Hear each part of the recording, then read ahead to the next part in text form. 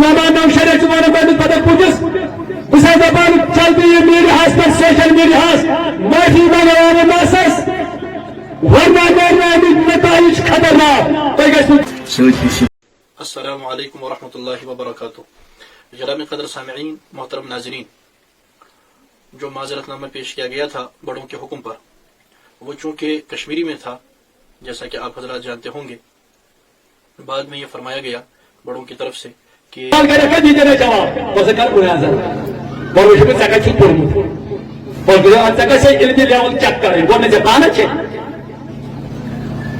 صرف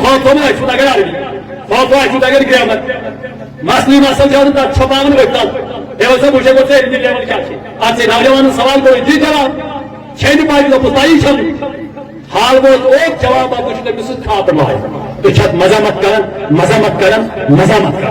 اور بے گزارش کران اہل سنت والجماعت یسان فتنہ فساد اہل سنت والجماعت یسان امن خراب کرن کیا ہمیشہ روز امن پسند روزو تہ امنس ست دمو نوجوان طبقس گزارش کر تھی دیو پن اتن مز قانون تھی گزو جذبات مز کیا البتہ تمن آو مطالبہ کرنے ان ذہن مے امید انشاءاللہ اور یہ کہ معافی عوام ناسن برو کن.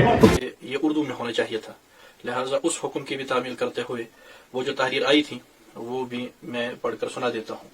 چند دن قبل ایک مسجد شریف میں پیش آمدہ واقعے پر اپنی غلطی کا اقرار کرتے ہوئے امت مسلمہ سے عموماً اور اس نوجوان سے خصوصاً معذرت کا طلبگار ہوں، اور انشاءاللہ آئندہ بھی محتاط رہنے کا اعلان کرتا ہوں.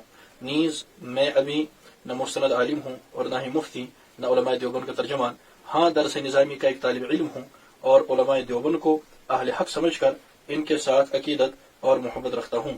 اللہ تعالی ہم سب کو تمام شرور سے محفوظ فرمائے. السلام علیکم ورحمۃ اللہ وبرکاتہ.